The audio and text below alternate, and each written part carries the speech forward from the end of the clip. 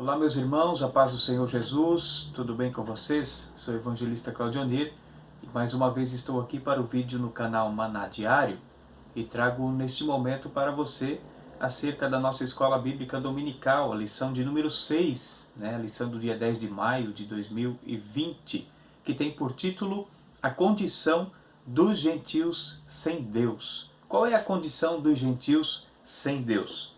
O texto áureo da lição diz assim: Portanto, lembrai-vos de que vós, noutro tempo, éreis gentios na carne e chamados incircuncisão pelos que, na carne, se chamam circuncisão feita pela mão dos homens. Efésios capítulo 2, versículo 11. A verdade prática diz assim: outrora, sem Deus, por meio de Cristo, os gentios tornaram-se descendência de Abraão e herdeiro das promessas. Então, mesmo que um dia os gentios andaram sem Deus, estiveram distantes da promessa abraâmica, estiveram distantes de uma esperança de vida eterna, agora, através de Jesus Cristo, eles alcançaram esta esperança. Puderam agora estar na presença do Senhor através de Jesus Cristo. Efésios capítulo 2, versículos 11 e 12 vai nos trazer a leitura bíblica em classe e também Romanos capítulo 4, versículos 12 ao 14. Diz-nos assim a palavra do Senhor: Portanto, lembrai-vos de que vós, noutro tempo, éreis gentios na carne e chamados incircuncisão pelos que, na carne, se chamam circuncisão feita pela mão dos homens. Que naquele tempo estáveis sem Cristo, separados da comunidade de Israel e estranho aos concertos da promessa, não tendo esperança e sem Deus no mundo. Romanos capítulo 4, versículo 12 diz assim: E fosse pai da circuncisão, daqueles que não somente são da circuncisão, mas que também andam nas pisadas daquela fé que teve nosso pai Abraão, que tivera na incircuncisão. Porque a promessa de que havia de ser herdeiro do mundo não foi feita pela lei a Abraão, ou a sua posteridade, mas pela justiça da fé. Pois, se os que são da lei são herdeiros, logo a fé é vã e a promessa é aniquilada. O objetivo desta lição é esclarecer, então, de que modo os gentios estiveram privados da promessa messiânica. Para que nós possamos entender um pouco acerca das promessas de Deus, é preciso compreender a questão dos judeus, da chamada, a promessa que Deus fez ao pai Abraão, falando com ele, dizendo: sai da tua terra, do meio da tua parentela, e vai para uma terra que eu te mostrarei. E ao ser obediente, Abraão, então, é considerado amigo de Deus e pai da fé. Portanto, todo aquele que crê em Deus e que vive e caminha pela fé é tido como filho de Abraão. Na posteridade abraâmica, então, vêm os patriarcas de Israel e Deus forma uma grande nação através de 12 tribos para ocuparem o território de Canaã e, a partir dali, poder estar espalhando o evangelho da graça de Deus para todo o mundo. Porém, os judeus acabaram se desviando do conceito, do contexto literal que Deus queria que eles estivessem, que era na adoração a Deus, estando eles após ídolos estranhos e deuses estranhos. Deus então traz a promessa do Messias, que já havia desde antes da promessa abraâmica, já havia a promessa de um Messias para restaurar a humanidade, que é Jesus Cristo, vindo da descendência de Davi, vindo dessa descendência do povo judeu. E então, o povo que não fazia parte do povo judeu eram os gentios, todos considerados gentios. Então estavam eles fora desta promessa, não estavam inseridos no contexto em que as promessas de Deus eram direcionadas exclusivamente para o povo judeu ou para aqueles que posteriormente viessem aderir, adentrar juntamente com este povo e crer neste mesmo Deus. Então, a partir de Cristo, esta promessa expandiu-se. Então, a promessa de salvação expandiu-se para toda a humanidade. É o que nós vamos ver na lição de hoje. Acompanhe conosco. A introdução diz assim, que o autor aos Efésios lembra aos gentios de que antes da regeneração eles eram incircuncisos e haviam experimentado 5 formas de privação. Quais eram estas? Estavam sem Cristo, estavam separados de Israel, ou do povo judeu, alienados quanto à promessa, sem esperança e sem Deus no mundo. Então eram essas 5 condições que Paulo identifica nos gentios. Estavam distantes de Cristo ou sem Cristo, estavam sem Israel, estavam alienados à promessa, estavam sem esperança e também sem Deus no mundo, perdidos, à mercê do inimigo. Eles não tinham esta parte com a promessa de Abraão e não eram herdeiros desta promessa, então, porque esta promessa foi feita a Abraão e a toda a sua descendência. Os gentios estavam além ou alheios a esta promessa divina. O tópico 1 vai falar sobre a chamada ou os chamados incircuncisão. O que é incircuncisão ou circuncisão? Vamos entender um pouquinho disso aqui. O conceito da circuncisão dentro do contexto da cultura do povo judeu. Circuncisão é a remoção cirúrgica do prepúcio do órgão sexual masculino. Essa é a circuncisão, literalmente falando. Então, era prescrito na lei como o sinal externo de quem pertencia ao povo da aliança com Deus. Então, para pertencer a este povo, precisava ser circuncidado. Tanto é que dentro da lei, o menino com 8 dias de idade era circuncidado e apresentado ao Senhor no templo. O próprio Jesus foi circuncidado ao 8º dia e posteriormente foi levado ao templo para ser dedicado ao Senhor. Então o procedimento era realizado no 8º dia de vida dos nascidos em Israel, ou também dos estrangeiros comprados por dinheiro. Crianças estrangeiras ou até adultos eram comprados, fazer parte do povo de Deus, e também eles eram circuncidados.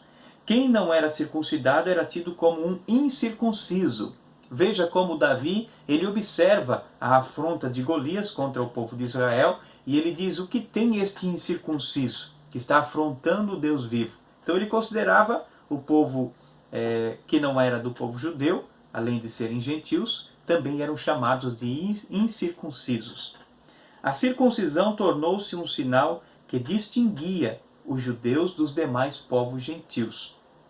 O significado religioso, então, o que tem a ver essa circuncisão, essa cirurgia com a questão religiosa, com a adoração a Deus? O seu significado religioso apontava para uma santificação, para uma preservação, para uma conservação, para um cuidado especial. Com a corrupção e as práticas idólatras, estavam fortemente ligados e relacionados à sexualidade depravada. A circuncisão simbolizava a aliança de purificação requerida ao povo escolhido. Então o povo de Deus tinha que ser um povo puro, ou procurar se purificar, manter os seus cuidados ao máximo para não serem infectados com os preceitos da idolatria. E aí nós vemos então que esse povo ele era um povo que se resguardava com Deus.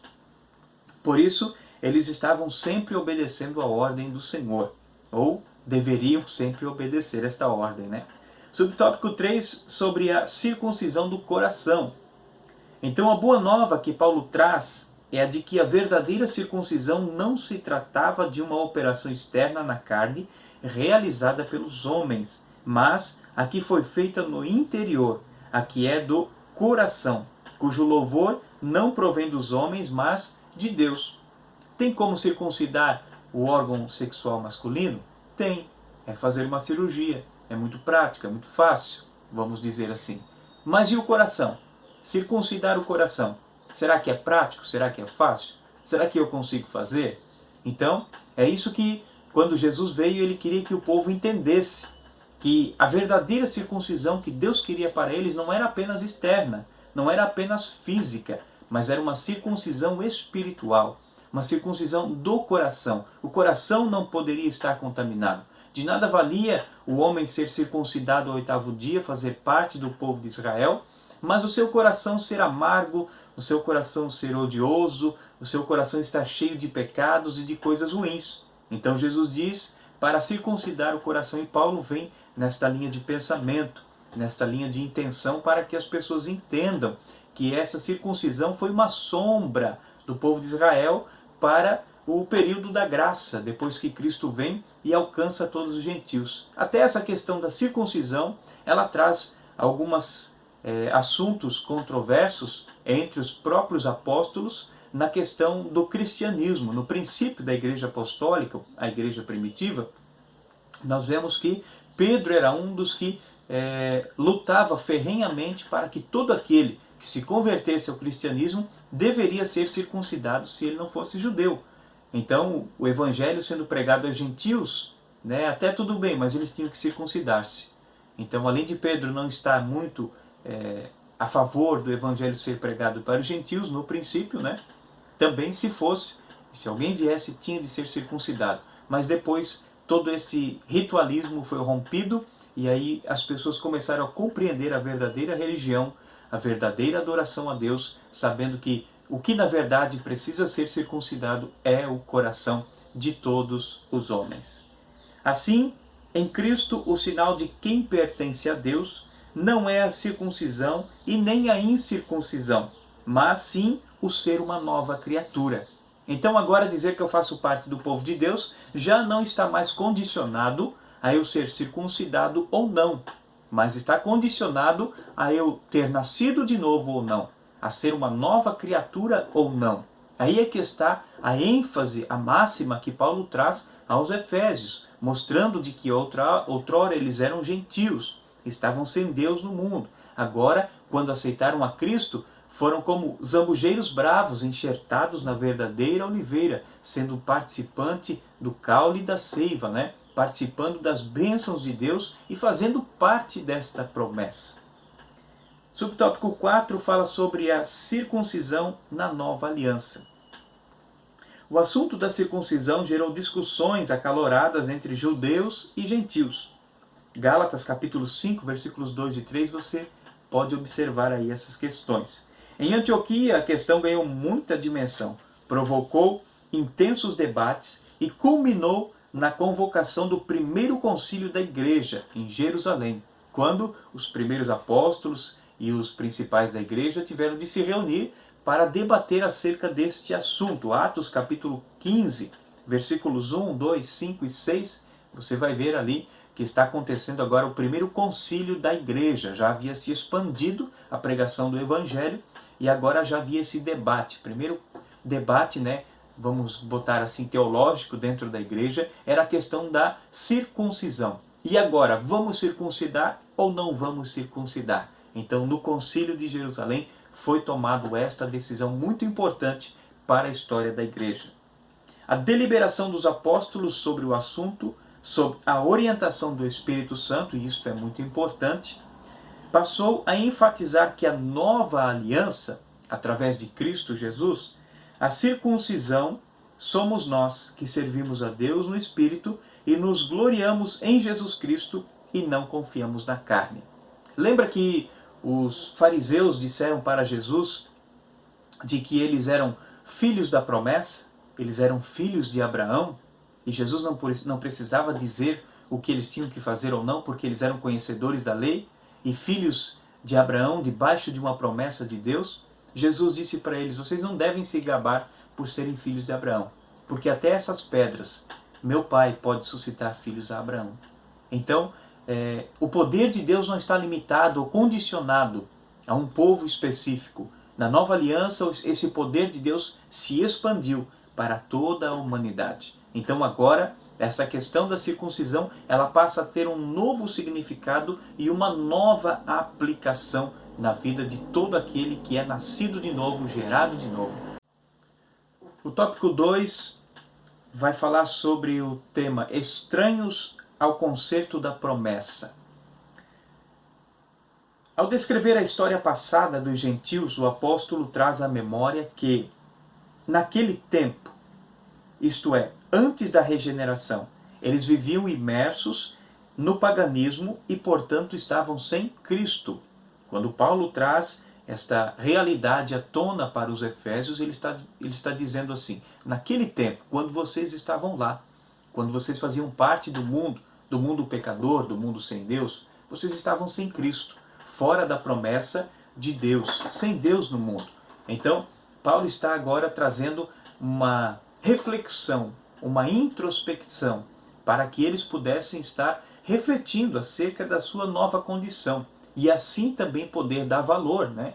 Dar valor a fazerem parte desta gloriosa promessa que Deus fez para Abraão e também para a sua descendência. Eles desconheciam a Cristo e eram indiferentes às promessas acerca dele. Subtópico 2 diz que, separados da comunidade de Israel, eles estavam excluídos não só dos símbolos externos, mas também não faziam parte do povo escolhido e, consequentemente, não podiam usufruir dos privilégios da aliança de Abraão. Romanos 9:4 fala sobre isso. Então agora, este povo que está sem Deus, né, a condição dele sem Deus, significa de que eles não fazem parte desta promessa, não fazem parte deste grupo, estavam sem Deus no mundo. Então a chamada divina fora feita somente a Abraão e a sua descendência, conforme Gênesis 17:17. Nessa perspectiva, a lei e as promessas pertenciam somente a quem? Somente a judeus. Quem era o povo que Deus guardava no Antigo Testamento? Os judeus. Com quem é que Deus andou no deserto? Com os judeus. Aonde que Deus estava em todos os momentos dos acontecimentos da história que a Bíblia relata? Deus estava com os judeus. Então a promessa era para os judeus. Desde o período que Deus chama Abraão, escolhe Abraão, Abraão obedece à voz de Deus, peregrina pela terra, né? Depois de Abraão vem o filho da promessa, Isaque, depois vem Jacó, depois vem as 12 tribos, e assim vai sucessivamente, até chegarmos no período do Novo Testamento com o nascimento do Messias, Jesus Cristo, que vem da descendência de Davi. Então, nós vemos ali que em todo esse percurso, o olhar de Deus estava direcionado especificamente sobre a nação judaica. Porque a nação judaica fora escolhida, aquele povo foi escolhido para proclamar as grandezas de Deus. Abraão foi um grande pregador, pregoeiro da justiça, que manifestava o poder de Deus por onde ele passava. O povo mesmo via que Deus era com ele, não somente prosperando ele, mas também o guardando, livrando e até mesmo o abençoando, de forma que ele passa de uma família estéril para uma família que gerou filhos, mesmo na velhice. Então havia um projeto, um propósito de Deus sobre aquele povo. E os gentios estavam alheios a tudo isso. Por hora, ou vezes ou outra, eles eram alcançados pela maravilhosa graça de Deus, mas o projeto de Deus estava voltado sempre para o povo judeu. Depois, com a nova aliança, então, agora o projeto de Deus está com a igreja, com aqueles que são salvos em Cristo Jesus. Agora a igreja é a responsável por anunciar a Cristo ao mundo, por mostrar a grandeza de Deus para o povo gentil, para a humanidade que está fora desta promessa ainda. Apesar de ser alvo dessa promessa, está sobre toda a humanidade, todavia para alcançá-la, essas pessoas precisam nascer de novo. Precisam agora aderir a esta promessa, a esta tão grande salvação em suas vidas. Então, esse povo gentil estava separado dessa promessa abraâmica. E nós vemos que os gentios precisavam saber que era por meio de Cristo, que eles também se tornariam descendência de Abraão. Então Paulo está dizendo, já é um período do Novo Testamento, que os gentios precisam saber que por meio de Cristo, nós gentios nos tornamos também descendência de Abraão. Então agora nós estamos debaixo dessa grande promessa que Deus tem, uma promessa de vida eterna. Alienados aos pactos da promessa, justamente esses pactos, essas alianças, que Deus tem feito com o povo de Israel e posteriormente com Cristo, quando ele até mesmo na ceia, ele diz: este é o meu sangue, o sangue da nova e eterna aliança. Então Cristo está instituindo ali uma nova aliança. Está dizendo agora, existe um novo pacto. Agora vocês precisam parar de trabalhar em cima da antiga aliança e focar na nova aliança, o novo pacto que eu estou fazendo com toda a humanidade. Jesus não estava fazendo apenas com judeus ou apenas com gentios, mas com toda a humanidade. Agora, Paulo mesmo diz, agora já não há mais diferença entre grego, cita, servo ou livre, judeu ou gentil. Todos nós somos um em Cristo Jesus. Então esta nova aliança fora determinada pelo próprio Cristo, né? Ao derramar o seu sangue, ao conceder o seu sangue inocente, para que também nós fôssemos feitos filhos da promessa de Deus. Os gentios desconheciam totalmente os vários pactos que Deus estabelecera com os patriarcas israelitas. Havia, né?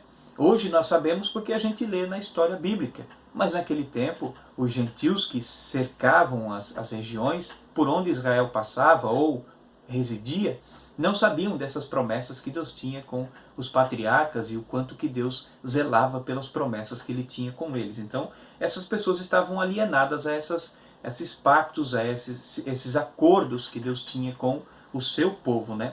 Eles não tinham noção e estavam alienados de qualquer promessa ou esperança messiânica. Até mesmo falando sobre um Salvador futuro que viria, o povo gentil não tinha essa esperança, não tinha essa promessa, não tinha esse conhecimento.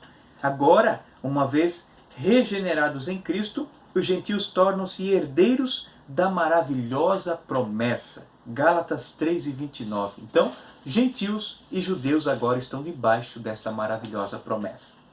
E, por último, no tópico 3 da nossa lição, sem esperança e sem Deus. Imagina só, cada um desses tópicos é bastante importante e interessante. Ser chamado de incircunciso ou de incircuncisão, para muitos vai soar tão estranho que não vai fazer diferença alguma. Estar alienado ou estranhos aos conceitos da promessa, também para muitos não vai fazer diferença. Eles não sabendo o que são essas promessas, em que consistem essas promessas. Agora, quando se diz estar sem esperança e sem Deus, a coisa fica mais séria. Porque ao conversarmos com qualquer pessoa, ele sempre vai dizer que é preciso ter esperança.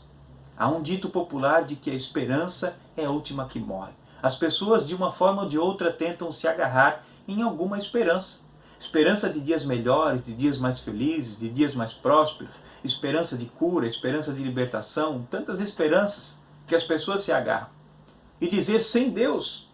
As pessoas, por mais que elas pecam, por mais que elas pratiquem a maldade, elas dizem que tem Deus. Elas dizem, não, mas eu tenho um Deus. Eu sirvo a um Deus, eu creio em Deus, eu acredito em Deus. Assim também eram os gentios, eles tinham seus deuses. Um panteão de idolatria, eles tinham as suas venerações, seus cultos e tudo mais.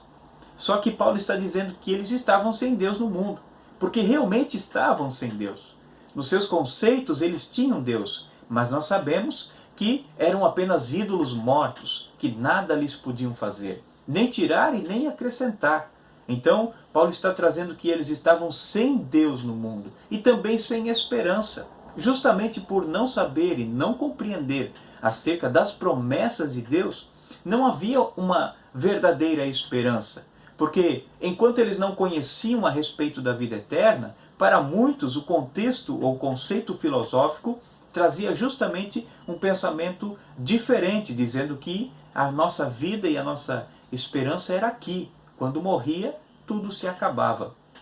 Ou conceitos até mesmo introduzidos acerca da reencarnação, de que a alma é eterna e morrendo aqui reencarna novamente numa outra pessoa, vivendo uma nova vida, ou quem sabe até mesmo em algum animal, ou até mesmo planta. São absurdos criados pela mente humana, mas Deus tem uma promessa para todo aquele que nasce nesta terra, vive aqui, aceita Cristo como seu Salvador. Há uma promessa de vida eterna, não de reencarnação, mas de vida eterna, de um ressurgimento. Através da morte de Cristo, nós fomos alcançados por essa graça maravilhosa de sermos ressurretos, ressurgir entre os mortos, ter um corpo glorificado, transformado. Como disse Paulo, esse corpo abatido num corpo glorioso, né? Então, essa esperança está para todo aquele que crê em Cristo Jesus. Desprovidos de esperança estavam os gentios no mundo, sem esperança. A palavra esperança traz a ideia de confiança. E nas Escrituras, o seu principal uso está ligado à confiança nas promessas divinas. Então, o próprio salmista vai dizer que uns confiam em carro, outros em cavalo, mas nós faremos menção do nome do Senhor. A nossa confiança está no Senhor. Maldito o homem que confia no homem e faz do seu braço a sua força. Ou seja, o escritor está dizendo que maldito é o homem que confia nele mesmo e que faz do seu braço a sua força. Ou seja, eu faço e aconteço e não preciso de ninguém, nem mesmo de Deus, para que as coisas vão bem para mim. Então esse homem é considerado alguém maldito, que faz do seu braço a sua força, da sua capacidade a sua esperança. Mas a esperança precisa estar depositada em Deus. Os gentios eram desprovidos dessa esperança por causa de parte da filosofia grega que descartava a possibilidade de uma vida além túmulo. Essa filosofia grega espalhada entre os povos gentios, principalmente nessa região onde Paulo está atuando, era de que não havia nenhuma vida depois da morte, então não tinha com o que se preocupar. O negócio era aqui e agora, né? Mas nós sabemos que existe uma eternidade para enfrentar. Como a esperança é a âncora da alma, os gentios desprovidos dela padeciam de medo e de incertezas. Realmente, quando você não tem uma certeza do amanhã, você muitas vezes sofre acerca do medo, da ansiedade e de tantos transtornos da alma que acabam acometendo o ser humano. Então, se você tem esperança em Cristo, você está tranquilo, está sossegado. Por conseguinte, a falta de esperança e de paz revelava o quê? A ausência de Deus. Todo aquele que tem Deus no coração realmente, ele tem paz. Ele consegue superar as adversidades e há uma esperança sendo alimentada em seu coração. Mas aquele que não tem Deus, ele fica sempre desesperado. Ele fica sempre atribulado com tudo o que acontece ao seu redor. Nos dias que estamos vivendo, dessa pandemia, desse caos global, as pessoas que têm Deus no coração, elas conseguem ainda viver numa serenidade. Mas quando não há Deus no coração, não há esperança, as pessoas se apavoram. Já não sabem mais o que vai ser do amanhã. Procuram desesperadamente um recurso, um meio, mas parece que nada soluciona.